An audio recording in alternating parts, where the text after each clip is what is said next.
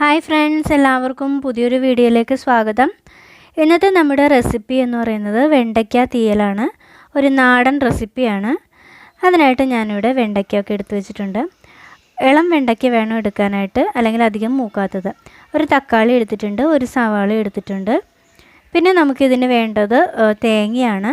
ഞാനിവിടെ ഒരു മുറി തേങ്ങ ചിരവി എടുത്തിട്ടുണ്ട്. അപ്പോൾ തീയലായതുകൊണ്ട് തേങ്ങ ആദ്യമേ തന്നെ നമുക്ക് വറുത്തെടുക്കണം. ഈ കഷ്ണങ്ങൾ ഞാൻ അരിഞ്ഞെടുത്തിട്ടുണ്ട്.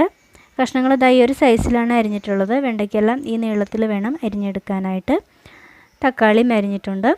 ഇനി നമുക്ക് തേങ്ങ ഒന്ന് വറുത്തെടുക്കാം.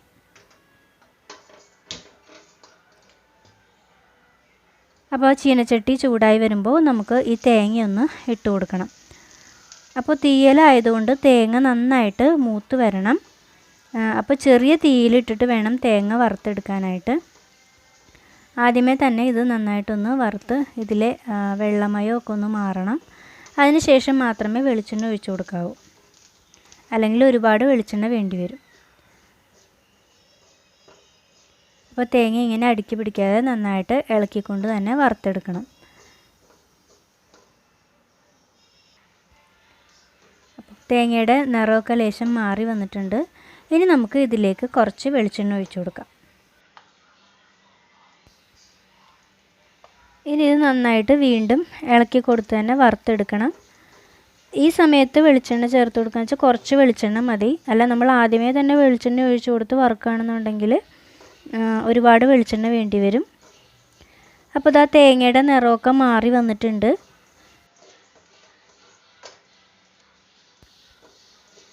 അപ്പോൾ ഇതാ തേങ്ങ വറുത്ത് കഴിഞ്ഞിട്ടുണ്ട്. ഇനി നമുക്ക് ഗ്യാസ് ഓഫ് ചെയ്യാം. ഇനി ഇതിലേക്ക് കുറച്ച് മല്ലിപ്പൊടി ചേർത്ത് കൊടുക്കണം. 2 സ്പൂൺ മല്ലിപ്പൊടി ഞാൻ ചേർത്ത് കൊടുക്കുന്നുണ്ട്. തീ അണച്ചത് എന്തിനാണെന്ന് വെച്ചാൽ മല്ലിപ്പൊടി അല്ലെങ്കിൽ കരിഞ്ഞു പോകും. ഇപ്പോൾ ഈ തേങ്ങയുടെ ചൂടിൽ തന്നെ മല്ലിപ്പൊടിയും കൂടി ചൂടായിക്കോളും. ഇനി നമുക്ക് വെണ്ടയ്ക്കയും തക്കാളിയും സവാളയും ഒന്ന് വഴറ്റിയെടുക്കണം ആദ്യമേ തന്നെ. ഇനി ഇതിലേക്ക് കുറച്ച് വെളിച്ചെണ്ണ ഒഴിച്ചു കൊടുക്കാം. എണ്ണ ചൂടാകുമ്പോൾ അരിഞ്ഞു വെച്ചിരിക്കുന്ന കൂട്ടുകൾ ഇതിലേക്ക് ചേർത്ത് കൊടുക്കാം. എന്നിട്ട് നന്നായിട്ടൊന്ന് വഴറ്റിയെടുക്കണം. ഇങ്ങനെ വഴറ്റി കൊടുത്തു കഴിഞ്ഞാൽ കറിക്ക് നല്ല ടേസ്റ്റ് ആയിരിക്കും. മാത്രമല്ല വെണ്ടയ്ക്കയുടെ വഴുക്കലും ഒന്ന് മാറിക്കിട്ടണം. അതിനാണ് ഇങ്ങനെ ഒന്ന് വഴറ്റിയെടുക്കുന്നത്. അപ്പോൾ വെണ്ടയ്ക്കയും തക്കാളിയൊക്കെ ഒന്ന് വാടി വരണം. ഇനി നമുക്ക് ഇതിലേക്ക് കുറച്ച് ഉപ്പ് ചേർത്ത് കൊടുക്കാം.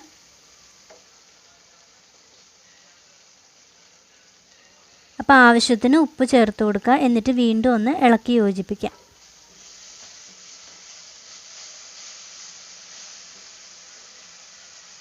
ഇനി 1/2 സ്പൂൺ മഞ്ഞൾപ്പൊടി ചേർത്ത് കൊടുക്കാം. പിന്നെ വേണ്ടത് മുളക് പൊടി. 1 സ്പൂൺ മുളക് പൊടി ചേർക്കാം. കുറച്ച് കാശ്മീരി മുളക് പൊടി ഞാൻ ചേർക്കുന്നുണ്ട്, ഒരു കളറ് കിട്ടാൻ വേണ്ടിയിട്ടാണ്. ഇനി ഇതും നന്നായിട്ടൊന്ന് വഴറ്റിയെടുക്കണം. അപ്പോൾ തീ കുറച്ച് വയ്ക്കുക. മുളക് പൊടി ഇട്ടതുകൊണ്ട് തീ കുറച്ച് വെച്ചിട്ട് വേണം വഴറ്റാനായിട്ട്. ഇനി ഇതിലേക്ക് കുറച്ച് മല്ലിപ്പൊടി കൂടി ചേർത്ത് കൊടുക്കാം. എന്നിട്ട് വീണ്ടും ഒന്ന് വഴറ്റി കൊടുക്കാം.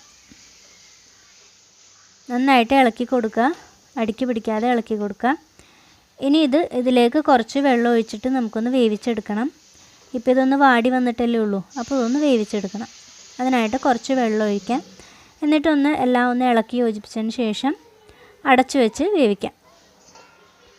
അപ്പോഴേക്കും നമ്മുടെ തേങ്ങ അരച്ചെടുക്കേണ്ടതുണ്ട്.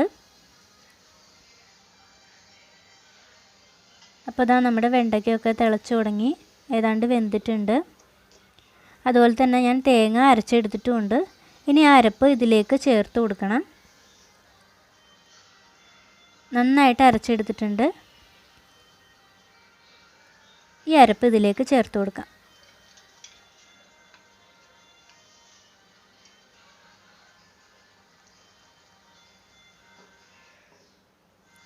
അപ്പോൾ ഇത് നല്ല കുറുകിയ പരുവത്തിലാണ് ഉള്ളത്.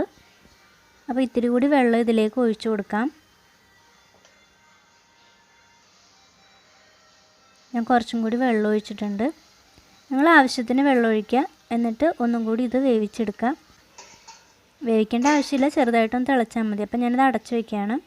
ഇനി നമുക്ക് കുറച്ച് വാളംപുളിയുടെ ആവശ്യമുണ്ട്. തീയലായതുകൊണ്ട് കുറച്ചൊരു പുളി വേണം. അപ്പോൾ ഇതൊന്ന് പിഴിഞ്ഞെടുത്തിട്ട് വരാം. അപ്പോഴേക്കും നമ്മുടെ വെണ്ടയ്ക്ക കറി ഇതാ തിളച്ച് തുടങ്ങിയിട്ടുണ്ട്. ഇനി ഇതിലേക്ക് പുളി പിഴിഞ്ഞത് ചേർത്ത് കൊടുക്കാം. എന്നിട്ട് ഒന്നും കൂടി തിളയ്ക്കുന്ന സമയത്ത് നമുക്ക് ഒരു കഷ്ണം ശർക്കര ചേർത്ത് കൊടുക്കണം. അത് ശർക്കര അല്ലെങ്കിൽ ലേശം പഞ്ചസാര ആയാലും മതി. ഒരു ചെറിയൊരു കഷ്ണം ഒരു ടേസ്റ്റിന് വേണ്ടിയിട്ട് ചേർത്ത് കൊടുക്കാം. അപ്പോൾ തീയലിൻ്റെ പണി കഴിയാറായി. ഇനി ഇതിലേക്കുള്ള വറവ് മാത്രം നോക്കിയാൽ മതി. ഇനി ഇതിൽ ഈ സമയത്ത് ഉപ്പ് പുളിയൊക്കെ ഒന്ന് നോക്കി കറക്റ്റാണോ എന്ന് ചെക്ക് ചെയ്യാം. ഇനി നമുക്ക് വറവിനുള്ള കാര്യം നോക്കണം.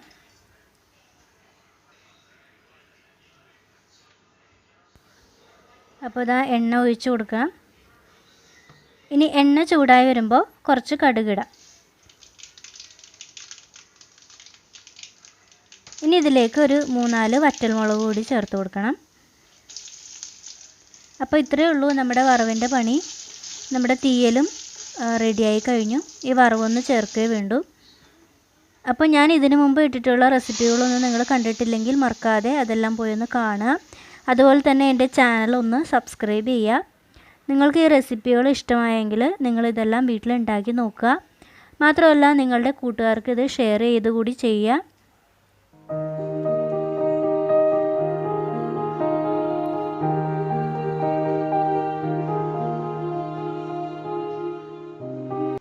അപ്പോൾ എല്ലാവർക്കും എൻ്റെ വീഡിയോ ഇഷ്ടമായെന്ന് വിചാരിക്കുന്നു. ഇഷ്ടമായെങ്കിൽ മറക്കാതെ ചാനൽ സബ്സ്ക്രൈബ് ചെയ്യുക. അപ്പോൾ വീണ്ടും പുതിയ റെസിപ്പിയുമായിട്ട് കാണാം. അപ്പോൾ എല്ലാവർക്കും ബൈ.